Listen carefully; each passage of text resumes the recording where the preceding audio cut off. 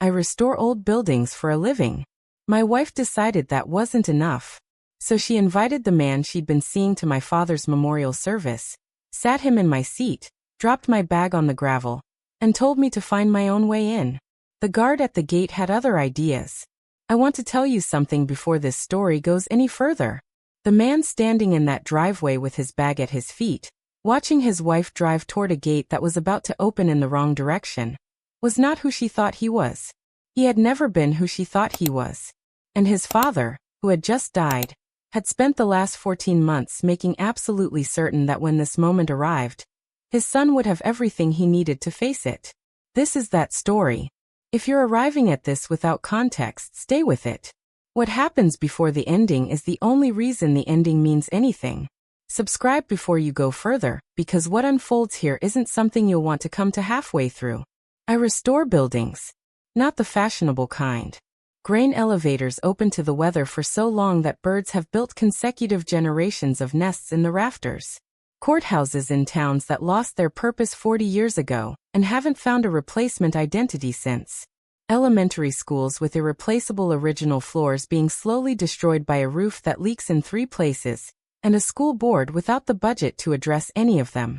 I've spent 15 years learning how something falls apart. The specific grammar of neglect. How a building can look sound from the street and be actively dying from the inside. I know what it takes to bring something back from that. My wife, by the 5th year of our marriage, had stopped mentioning what her husband did for a living at the kind of dinners where it would have mattered. The marriage was real. The beginning of it was real in a way that doesn't reduce cleanly into the story of how it ended. I think we owe the truth that much. The night I met her, she was standing outside an event she'd organized, holding a glass in each hand, trying to open a door that opened outward. I took one of the glasses and opened the door, and she looked at me with the expression of someone who'd been solving a problem with the wrong method, and was slightly embarrassed by how simple the solution turned out to be. We talked for most of that night. She made coffee at her kitchen table, and we sat until 2 in the morning talking about what we each wanted to build in our lives. Not acquire. Build. She said she wanted to make things that outlasted the moment they were made in. I told her I already was. She thought that was worth something then. The first years were good in ways I still don't have adequate language for.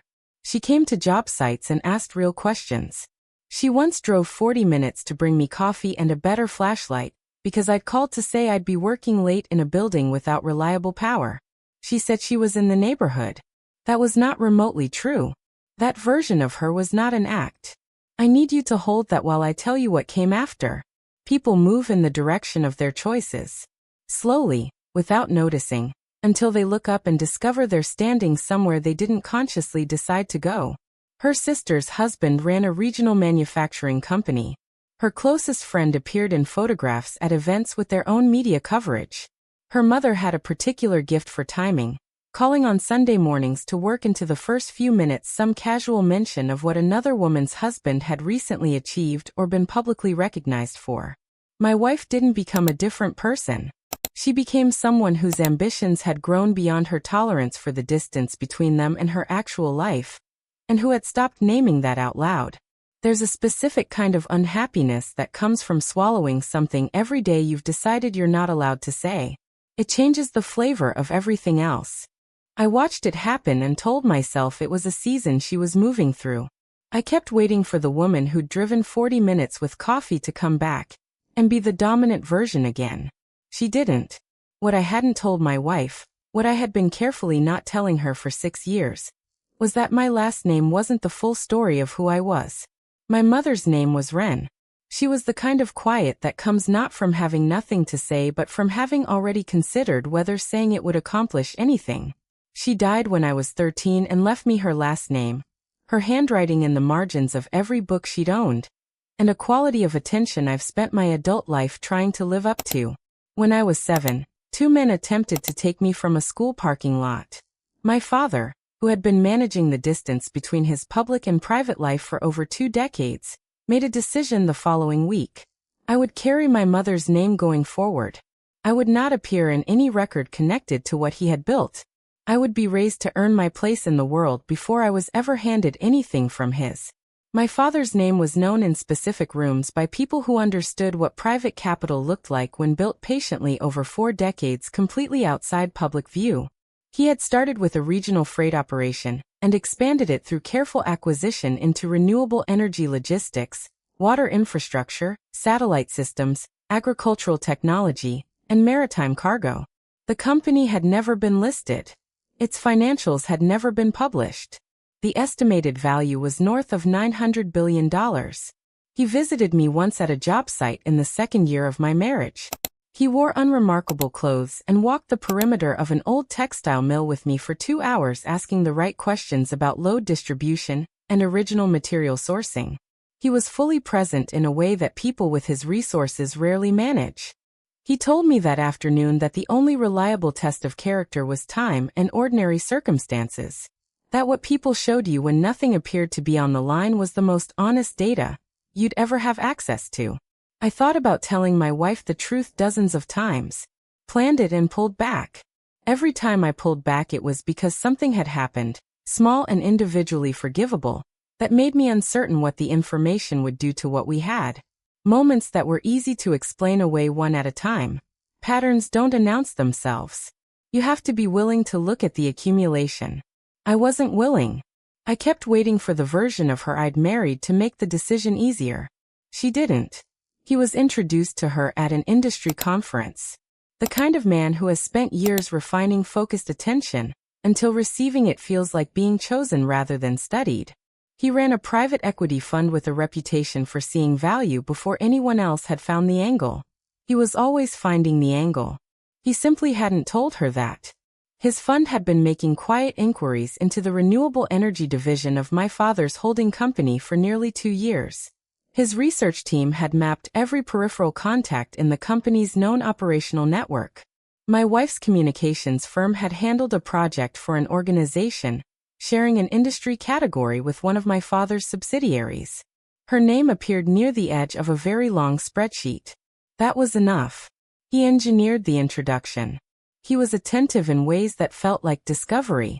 He told her she was operating below her actual level, with the precision of someone who has identified exactly which door in a person needs opening and has been patient enough to find the right key. She believed it because she had been thinking it privately for years, and he was the first person who said it out loud, and made it feel like a problem she was allowed to solve. Everything he did was deliberate. At the time I only knew my wife had developed a new kind of energy, directed outward, towards something I wasn't part of. My father had a stroke on a Thursday morning in March.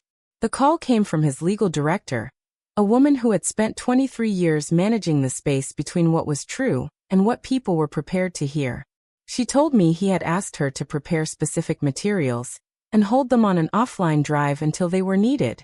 She'd explain everything when I arrived. I sat in my truck in a parking lot and watched people moving in and out of a hardware supplier's entrance for a long time without seeing any of them. My father and I had spoken 2 weeks prior. A drainage issue on the western edge of the property. Unremarkable. Practical. The last conversation I would have with him was about water runoff from a hillside into a low field. I hadn't known it would be the last one. You never think it will be until it is. I drove home. My wife was in the kitchen with her laptop. I told her I'd lost someone who mattered. That there was a private memorial at a property upstate, and I needed to be there. She asked if she could come. The part of me that was grief-struck and not thinking clearly said yes. She closed the laptop and asked what the guest list would look like. The morning of the service, she arranged an SUV. She dressed in dark clothes that read as fashion before they read as mourning. Her mother occupied the back seat with the posture of someone conducting a quiet appraisal. He sat beside me, jacket pressed, expression calibrated to convey appropriate solemnity without sacrificing approachability. He and my wife talked in low voices about which people they intended to approach, and what they hoped to establish by the end of the afternoon. I watched the landscape pass and thought about the drainage conversation. Whether I'd said anything I would have said differently if I'd known. No one in that car asked how I was doing. Not once. In 2 hours. The gates of my father's property appeared at the end of the approach road. Iron and stone. The kind of entrance that has been in the same place long enough to feel like geography rather than architecture. My wife pulled toward the security booth. The guard checked his screen. Then again. He looked at the vehicle. He looked at the screen. Then my wife turned to me. I had come to recognize a particular expression she wore in the last year of our marriage. Calm on the surface with something harder directly underneath, like a floor that appears solid and gives slightly when you step on it. She said that a man who spent his life repairing other people's discarded buildings didn't belong walking through those gates. She said the marriage was finished. Her voice was the voice you use when you've been rehearsing something long enough that it no longer feels like a choice. Her mother placed my bag on the gravel outside the passenger door. He got out, walked around the front of the vehicle without looking at me, and settled into my seat with the ease of someone completing a maneuver they had rehearsed. My wife drove forward toward the gate. The gate opened. Not for her. The caretaker came through first. A man I had known since childhood, who moved with the unhurried certainty of someone who has never needed to perform composure because he has actually earned it. He stopped in front of me, straightened slightly, and said, "We've been waiting for you."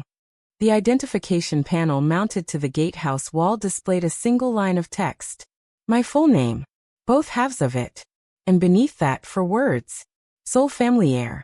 I could see my wife's face in the driver's side mirror. The expression of someone who has just understood that the ground they were standing on was built entirely from assumptions they never bothered to verify. I picked up my bag. The caretaker fell into step beside me. We walked through the gate together without speaking. There was nothing that needed to be said. My father's legal director met me in the corridor outside his study. She put her hand briefly on my arm and said she was sorry in a way that was specific and meant. Then she said he had left instructions and I needed to see them before anything else happened today. The study was exactly as I remembered it. The wide desk with the scratch along the left side from a surveying instrument he'd set down carelessly in 1987 and never repaired because he said it reminded him that even careful men make hasty movements. The wall of books that were read rather than displayed, spines cracked from actual use. The brass barometer on the windowsill he checked every morning not for weather, but for the discipline of daily attention to things that changed whether you watched them or not. She placed a sealed wooden box on the desk. Inside a handwritten letter, a small drive, a playback device. She walked me through the practical contents first. Board relationships. Legal architecture. 3 names, underlined, of people within the organization he trusted without reservation, and the specific reasons why. Then she set the device in front of me, said the rest was his, and left the room. I pressed play. My father appeared on the screen seated in the same chair I was looking at now. He looked older than when I'd last seen him in person. Not diminished. Just used. The way a good tool looks after years of being used correctly. He spoke without preamble. He said he had known about the man my wife was involved with before I had. His security team had flagged the fund's inquiries into the energy division 14 months prior. When my wife's name appeared in the same report, he had asked his legal director to document everything and store it where it couldn't be altered. He wasn't telling me this because he had wanted to test anyone. He was telling me because he had spent 40 years protecting what he'd built, and was not going to leave me to walk into what was coming without a clear view of the field. He had never interfered in my marriage. That was not his place. But there was a difference between interfering in someone's life and making sure they had what they needed when the thing he could see coming finally arrived. He looked directly at the camera before the end. He said the drive contained everything. He asked me to use it the way he would have. Not to reduce people to the worst thing they'd done. To protect what actually mattered. The recording ended. I sat in his chair for a long time. My father had seen this coming before I had words for what I was watching. He had built me shelter before the storm arrived, quietly, without making me feel managed or observed. He had trusted me to get here on my own, and had simply made sure I'd have what I needed when I did. I had never felt the weight of being loved by him more clearly than I felt it sitting in his empty study. The formal reading was held in the library. 50 people in rows facing a long table, where the legal director stood with her document folder. My wife had positioned herself and the man she'd brought toward the front, near the board members, having spent the available hour working the room. Her mother sat beside her, expression arranged into dignified concern. The legal director read the disposition without commentary. My father had left me the property and surrounding land, the majority of voting shares in the holding company, full authority over the family's investment networks, research endowments, and real estate holdings across 16 countries. The total estimated value was stated clearly and settled into the room like a change in atmospheric pressure. There was also a specific legal clause, drafted 2 years prior, stating that no spouse, relative by marriage, or external partner could exercise any access to family shareholdings without written authorization signed specifically by me. For seconds of silence. Then my wife stood up, crossed the room, reached for my hand, and told the legal director that as my wife she would naturally be standing at my side during this difficult time. I withdrew my hand without speaking. Everyone in that room had heard the same clause I had. The man she'd brought made a different approach. He introduced himself to the legal director as a financial advisor with relevant experience, positioned to support a smooth transition. Poised. Practiced. The legal director looked at him the way you look at something you identified a long time ago, and have simply been waiting to name. She said the name of his fund. She said it had come to her attention previously, in a different context. The quality of silence in the room changed. I understood in that moment the full structure of what had been assembled around my marriage. He hadn't pursued my wife because he was taken with her, though he may have performed that convincingly enough that she stopped distinguishing the performance from the thing it was imitating. He had pursued her because he believed she was a door. He had spent 2 years standing in front of it. That didn't make what my wife had done smaller. But standing in my father's library, surrounded by strangers watching carefully, what I felt unexpectedly was grief. Not for myself. For the version of her that had been identified and mapped and approached with clinical precision by someone who had treated her longing as a vulnerability to exploit and her unhappiness as an access point. She had made choices I couldn't excuse. But she had also been chosen, deliberately and specifically, because someone understood exactly how to fit themselves to the shape of what she was missing. I don't know how to feel two things at once and make either of them simple. I've stopped trying. The days that followed were not quiet. My wife presented several versions of herself in succession, each shaped by how the previous version had landed. Professional misalignment, temporarily compromised judgment. And finally, I had withheld who I was for 6 years, denied her the ability to make an informed choice, and whatever she'd done in response was at least partially a consequence of my dishonesty. There was enough truth in that last version to make it impossible to dismiss cleanly. I had kept a significant truth from my wife, because I was afraid of what she'd do with it. I had dressed that self-protection up in language that made it sound principled. I sat with that. Meanwhile, he had been moving quickly. He contacted 3 board members with legitimate reservations about the succession, men who had professional reasons to be skeptical about transferring governance of a $900 billion operation to a man whose public resume consisted of structural restoration work in rural counties. He accessed documents from the estate's transfer files and altered specific passages to suggest deliberate misconduct on my family's part. Those altered documents reached 2 journalists the following morning. My wife's legal team filed a motion restricting my ability to exercise voting authority. A judge granted a partial version that afternoon. He presented the board with a proposed sale of the energy division to an investment consortium his fund controlled through layered holding structures. 2 board members signaled openness. Then the gatehouse footage circulated online. Under a minute. The bag on the gravel. Him taking my seat. The identification screen. The gate opening in the wrong direction. 35 million views by morning. I went back to the study that night. I told the legal director, still at her desk in the adjacent room, that I wasn't sure my father had chosen correctly. A man who restored broken buildings was now supposed to govern a global operation while a court order limited his authority. A board ally engineered a core division sale. His wife performed victimhood in a story the world was watching, and strangers interpreted a 40-second clip without a single fact to support their conclusions. I said I was considering stepping back from the succession entirely. She listened without interruption. Then she said, "You've heard the summary. Now read all of it. Every word he wrote." She placed the handwritten letter on the desk.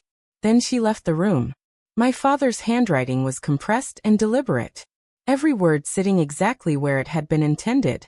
Most of the letter was operational. Board relationships. Organizational structure. For people whose judgment he trusted without qualification. A private charitable commitment I would need to honor publicly. But near the end was a paragraph with no business in it. He wrote that there would come a moment when I had everything I needed to destroy them completely. The evidence in my hands, the platform mine, the opportunity clear. And the temptation would feel indistinguishable from justice. He needed me to understand that it wasn't.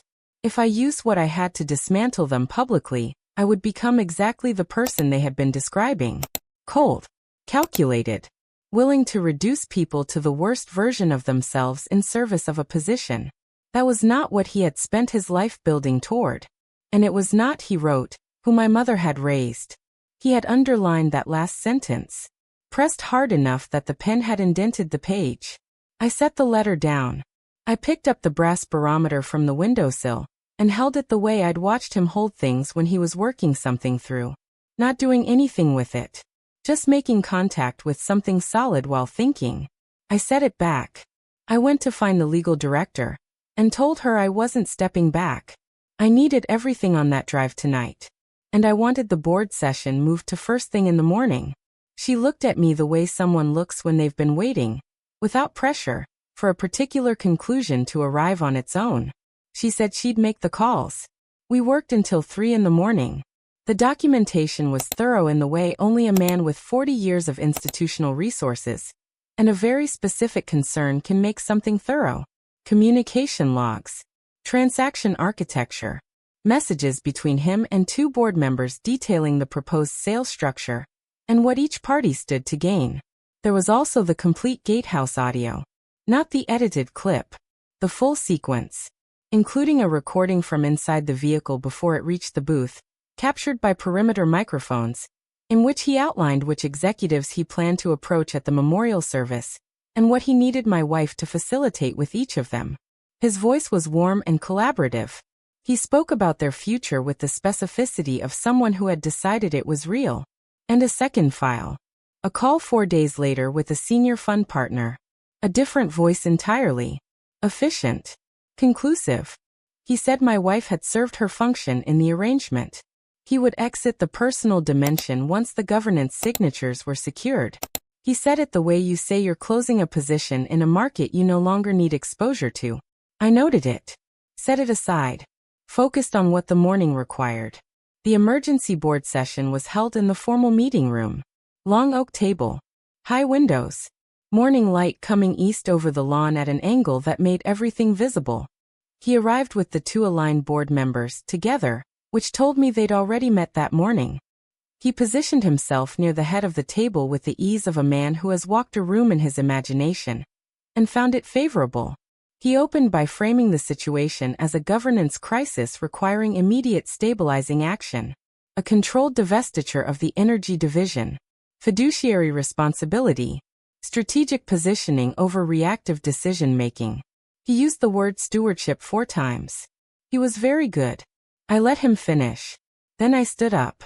I said before we discussed any transactions the board needed the full context of what had brought us here. And I would start with something I should have addressed before today. I had withheld the truth of my identity from my wife for 6 years. I was not asking the board to adjudicate my marriage.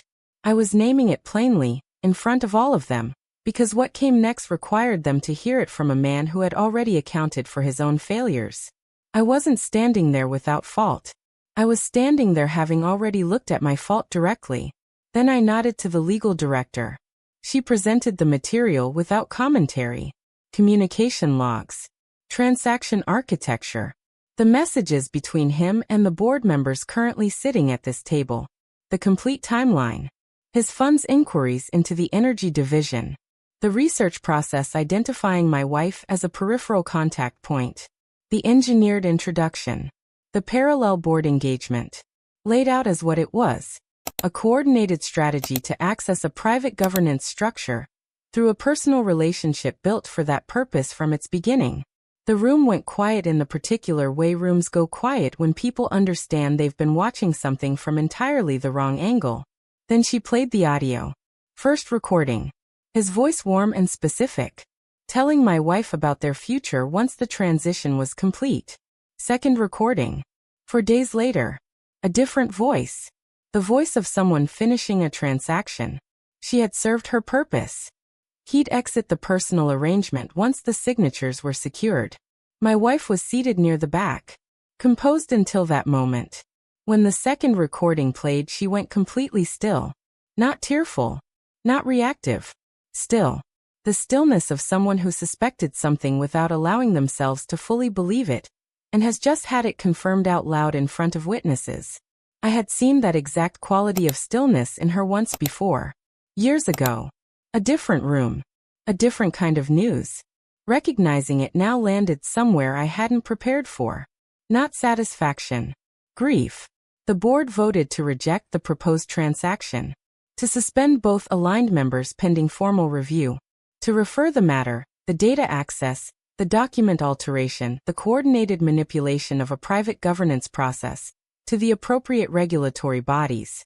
The legal director presented the original succession documents.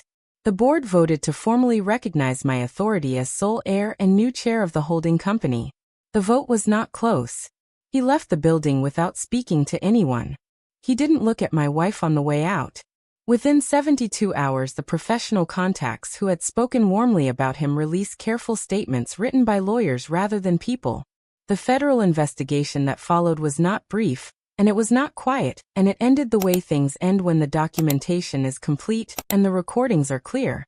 The caretaker arranged a few minutes for me in the South Garden. The fountain there had been running without interruption since before I was born. My father never turned it off during the months he was in residence. He said the sound was the only noise that helped him think rather than interrupting him. My wife came out through the side door and stood a few feet away. She had the look of someone who has used up all the prepared versions of themselves and arrived at whatever is actually underneath. She said she had known something was wrong with him. Not at the beginning, but somewhere in the middle she had known and kept going anyway, because she had built so much of her internal story around what he represented that stopping would have required dismantling the narrative she'd been living inside. She had told herself that story so consistently that she'd started performing it instead of feeling it, and had eventually lost the ability to find where she had actually chosen it rather than just continued it. She looked at the fountain while she said this. Not at me. I thought about the night she drove 40 minutes with coffee and said she was in the neighborhood. I thought about watching someone I loved slowly exchange herself for a version she believed the world would take more seriously, and how I had kept waiting for the original to return, as though people were destinations rather than directions. I said that what happened to her in that boardroom, being used the way she'd been used, was something no one deserved. I meant that. I said I had also kept a significant truth from her for 6 years, because I was afraid of what she'd do with it. The fear hadn't been without foundation. But acting on it without telling her had been a choice I made, not a condition I was subject to. I said money hadn't changed her into someone different. It had given her permission to stop concealing the choices she'd already been making. I said I hoped she found out who she was when nothing was on the line, and no one was measuring it. I said it without anger. The anger had already become something else. Something with no clean name that I'd need a long time to understand. She went back inside. The divorce was settled on the terms the law required. She received what she was entitled to from the life we'd built. Nothing more, nothing less. No access to the estate or the holding company. Her mother found that the social networks she'd cultivated were no longer available in the same way. The women she had maintained relationships with all knew who had placed the bag on the gravel. None of them forgot. None of them lost everything because I decided to destroy them. They lost what they'd been reaching for because they'd built towards something that was never real. And when the foundation was removed, there was nothing underneath capable of holding weight. The board stabilized over the months that followed with a steadiness that surprised people who had anticipated a prolonged contest. I came to every session prepared. Not performed prepared. Actually prepared. I asked the questions the documents raised rather than the questions designed to signal I belonged in the room. I made decisions based on information rather than the pressure of whatever the room wanted me to decide. 4 months in, the legal director said my father had spent the better part of a decade building this board's trust. I'd done it in 1 season. I told her my father had done the harder part. He had made sure I understood what trust was actually for before I was ever in a position to need it. I kept the house I'd lived in before all of this. Went back on weekends. Still took on restoration work when the project was right. Not for the optics of humility. Because those buildings were where I had learned the thing that mattered most. That the difference between something lost and something saved is almost always just whether someone was willing to look at it long enough to understand what it actually needed. A wing of the estate became a vocational training facility. Free. Properly staffed. Open to young people from households passed over by every version of opportunity that typically ran through regions like this one. I established a foundation in my father's name dedicated to the restoration of schools, public libraries, and water infrastructure in communities the larger economy had quietly decided were no longer worth attention. The selection criterion was simple. If the building still served people, and was being lost for lack of someone paying attention, it qualified. One afternoon in late spring I stood at the gate. The same place where the bag had been set on the gravel. Same iron. Same stone. Same late light through the tree line. The caretaker came to walk with me to the house. After a while he asked, in the way he occasionally asked things he already knew the answer to, whether I'd considered replacing the old gatehouse. Whether a new entrance might suit the property better given everything that had taken place there. I told him no. The gate stayed exactly where it was. We walked up the drive in the quiet that settles over the property in late afternoon. Fountain in the distance. Light shifting through the trees. At the front door I looked up at the study window on the second floor. At the room where my father had sat in his chair and spoken to a camera for a son he trusted to find his footing eventually. Who had built shelter before the storm and never mentioned it. Who had believed without needing to verify the belief that the person he'd raised would get there. I said quietly I held on to what you built. Not by destroying them. By not becoming them. The door opened. I went inside. The part worth holding on to isn't the gate or the number, or the 40 seconds 35 million people watched and thought they understood. It's the quieter question underneath. What happens to a relationship when two people stop being honest about who they're becoming? When the gap between who you are and who you're performing gets wide enough that you can no longer tell which one is doing the choosing. The marriage didn't end in a gravel driveway. It ended slowly across years of moments where the true thing was difficult to say and silence felt safer. On both sides. What happened at the gate was only the moment when all of it became too large to contain in private. The most significant thing that happened in that boardroom wasn't the evidence. It was the decision about what not to do with it. If this stayed with you, share it with someone who might need to hear it. And if you're not here yet, subscribe. We'd like to have you for what comes next.